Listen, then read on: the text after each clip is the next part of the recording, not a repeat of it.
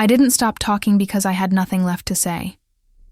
I stopped because every word about our relationship, every attempt at being understood, kept landing in the same empty place. It wasn't silence at first.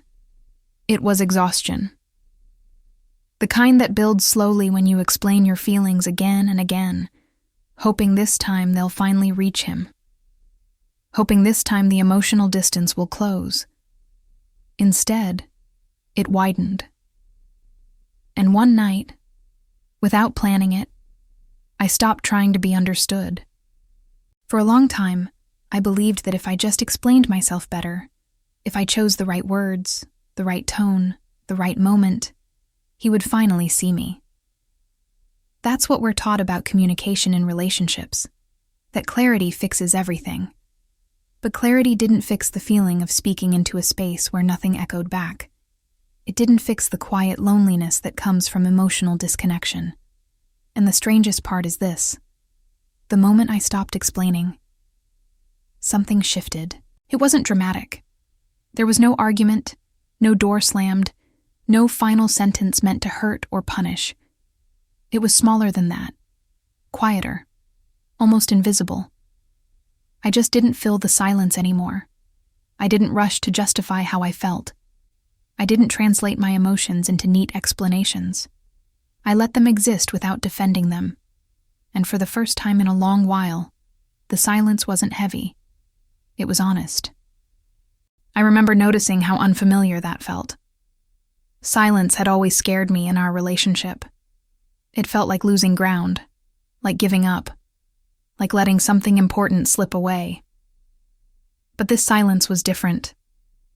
It wasn't empty. It was full of things I had been carrying alone for too long. Tiredness, resentment, hope that had quietly learned how to wait without asking. I didn't know yet what it meant, only that I couldn't go back to explaining myself the way I used to. And then, something unexpected happened. Not immediately, not loudly, but slowly enough that I almost missed it. He noticed. Not the words. There were none. He noticed the pause, the absence, the space where my explanations used to live. And in that space, something began to move. But before I could understand what he was really seeing, I had to understand what stopping had changed in me first. For a long time, I thought being understood was the same as being loved. I confused explanation with connection. I believed that if I could just make my feelings clearer, more reasonable, easier to accept, then closeness would naturally follow.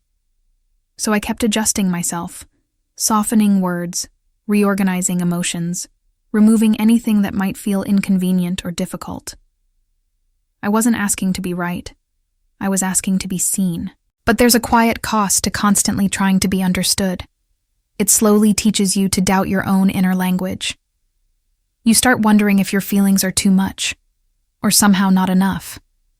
You replay conversations in your head, searching for the sentence that would have finally made sense to him. And each time it doesn't land, the disappointment feels less sharp. Not because it hurts less, but because you've learned to expect it. I didn't realize how much of myself I had been translating away, how often I explained not to share, but to protect the connection from discomfort. Somewhere along the way, my feelings became negotiations, my pauses became apologies, and my silence, when it happened, was always temporary, always followed by another attempt to clarify, to fix, to smooth things over. I didn't know how to let silence stay. The night I stopped trying to be understood wasn't about strategy or control. It wasn't a test. It was a moment of quiet honesty with myself. I noticed how tired I felt after every explanation, how small I felt when I had to justify why something mattered to me. And I realized that continuing to explain wasn't bringing us closer. It was slowly teaching me to disappear. What I didn't expect was how that internal shift would change the atmosphere between us. When I stopped filling the space with explanations, the space didn't collapse. It stayed open. Uncomfortable, maybe, but real. And in that openness, something new had room to happen. What came next wasn't about him yet. It was about what surfaced in me when I finally stopped trying to be understood at all. Once I stopped trying to be understood, I became aware of how much noise my explanations had been making inside me. Without them, there was space. Not relief exactly. At first, it felt like standing in a room where the furniture had just been removed. Familiar, but strangely empty. I noticed how often I had used words to soothe my own discomfort, not to create connection, but to avoid sitting with uncertainty. That space forced me to pay attention to things I had been ignoring, the pauses between messages, the way conversations ended without curiosity, the moments where I had always rushed in to fill the gap, afraid that silence meant indifference. Now, I stayed still, and in that stillness, patterns began to reveal themselves without effort. I realized how much emotional labor I had been carrying alone, explaining feelings, anticipating misunderstandings, adjusting my tone before he even reacted. I had been managing the emotional atmosphere of the relationship as if it were my responsibility to keep everything stable. Without explanations, that responsibility slipped out of my hands, and I didn't rush to pick it back up. There were moments when the urge to explain returned, sharp and familiar. It came disguised as kindness, as patience, as the desire to keep things smooth. I almost stepped back into old habits more than once, rehearsing sentences in my head, imagining how I could phrase things differently this time.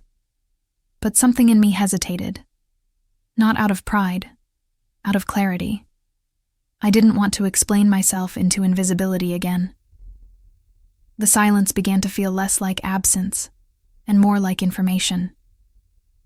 It showed me what happened when I didn't guide the conversation, when I didn't soften the edges, when I didn't make myself easier to understand at my own expense.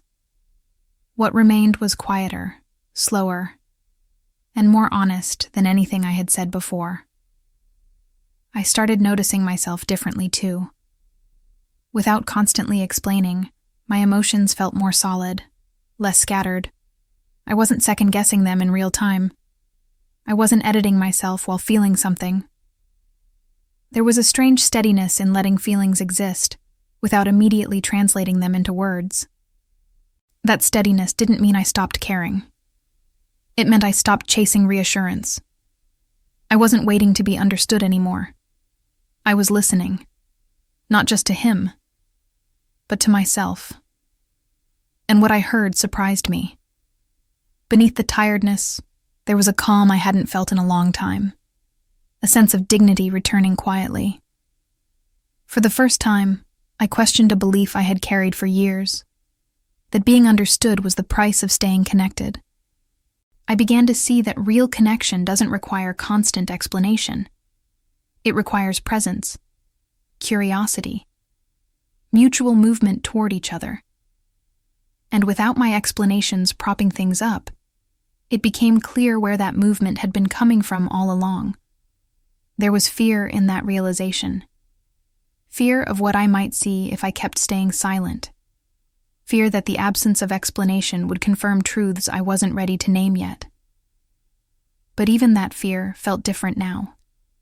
It didn't paralyze me. It grounded me. By the end of that phase, I knew something inside me had shifted permanently.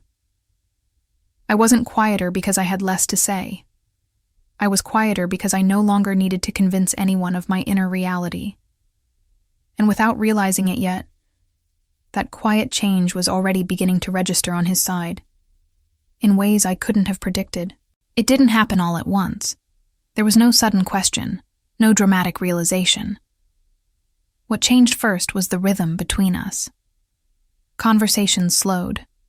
Pauses lasted longer. And for the first time, I wasn't rushing to fill them.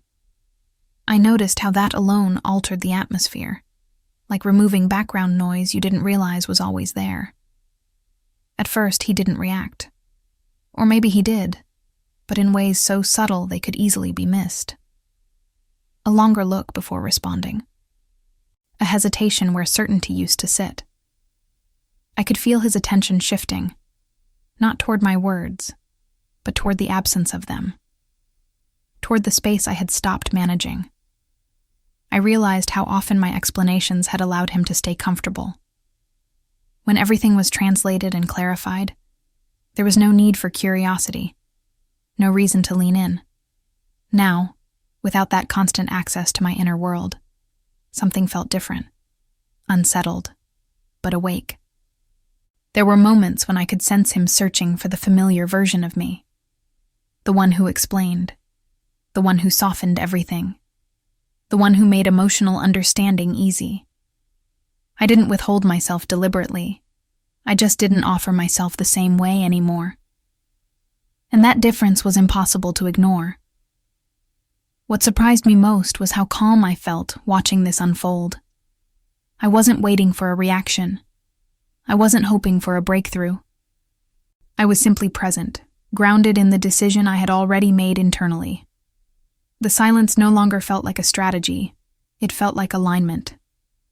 In that calm, I noticed something else. He began asking questions.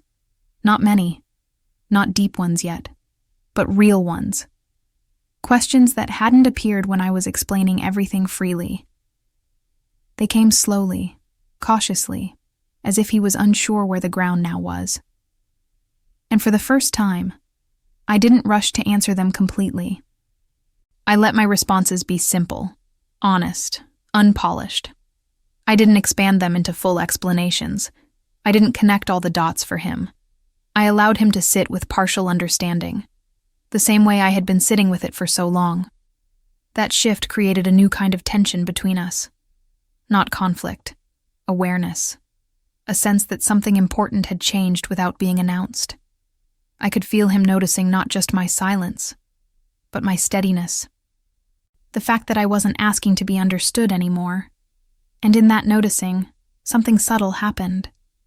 He became more attentive, not suddenly warm or expressive, just present in a way he hadn't been before, as if he realized that access to me was no longer automatic. I understood then that my silence wasn't pushing him away. It was removing a shortcut. Without explanations clearing the path, he had to choose whether to step forward on his own, and that choice, whatever form it would take, was something I could no longer make for him. By the end of that phase, I could feel the story reaching a quiet turning point. He had noticed, yes, but the question wasn't whether he would understand me now. The question was what I would do with the clarity I had gained, now that being understood was no longer my goal. As his attention shifted, I could feel the difference in the smallest details. He listened more carefully, not just to what I said, but to how I said it, and sometimes to what I didn't say at all. There was a new alertness in him, as if he had realized that something essential was no longer being handed to him freely. I noticed how he lingered longer in conversations, how he didn't move on as quickly when things felt unresolved. Before, my explanations had carried us past discomfort. Now, without them, discomfort stayed. And instead of escaping it, he sat with it. That alone felt like a quiet acknowledgement. There were moments when he seemed unsure of how to reach me. I could see it in the pauses, in the way he searched for words. He wasn't used to navigating without my emotional guidance, and for the first time, that responsibility wasn't mine to carry. I didn't step in to help. I let the uncertainty remain his. What surprised me was how different that felt inside me. I wasn't guarded. I wasn't closed. I was simply no longer overextending myself. My presence felt complete without explanation. I didn't need to justify my silence or soften its impact. I trusted that if he wanted to understand, he would have to meet me there. Slowly, I saw him lean in, not dramatically, not perfectly, but sincerely. He began to notice my moods without me naming them. He checked in without prompting. He asked how I was feeling, and stayed long enough to hear the answer, even when it wasn't comfortable. I realized then that my explanations had been doing more than expressing my feelings. They had been preventing him from feeling the gap, from sensing the distance. Without that gap, there had been no urgency to notice me fully. Silence had changed that. There was grief in this realization. Grief for the times I had worked so hard to be understood and wasn't. But there was also relief. I no longer felt invisible. Not because I was suddenly seen perfectly, but because I was finally standing in my own clarity. I understood something important in that moment. Being noticed isn't about saying more. It's about being less willing to disappear. When I stopped trying to be understood, I stopped shrinking myself to fit the space he offered. And that shift reshaped the space between us. That didn't mean everything was resolved. There were still misunderstandings, still moments of distance, but the dynamic had changed. I wasn't chasing connection anymore. I was allowing it to come toward me, or not, on its own terms. And in that allowing, I felt a deep sense of self-respect settle in. I trusted myself enough to remain present without explaining, without proving, without negotiating my inner world. That trust became the foundation of everything that followed. By the time I fully recognized what had happened, the story was no longer about whether he noticed. He did. The story was about what I had reclaimed in myself by stopping the endless effort to be understood, and how that quiet reclamation changed everything. If you're still here, listening until the end, I want to thank you. Truly. Thank you for staying with a story that doesn't rush to explain itself, for giving space to silence, to pauses, to moments that don't come with clear answers. That kind of listening takes presence. And if this story resonated with you, even quietly, it's likely because some part of it felt familiar in a way you didn't need to put into words. If you've ever found yourself working hard to be understood, explaining your feelings, justifying your needs, softening your truth so it could land more gently, I hope this story offered you a moment of relief. Not permission to withdraw, but permission to stop overextending. To remember that being seen doesn't require constant translation. Sometimes, the most honest thing you can do is let your inner world exist without defending it. Wherever you are right now, know this. There is strength in not disappearing for the sake of connection. There is dignity in letting others meet you where you stand. And there is peace in trusting that what matters will notice you. Not because you explained it perfectly, but because you finally stopped trying to convince anyone of your worth. Thank you for being here tonight. If you choose to return tomorrow, there will be another quiet story waiting for you. Another space to pause, reflect, and feel a little less alone.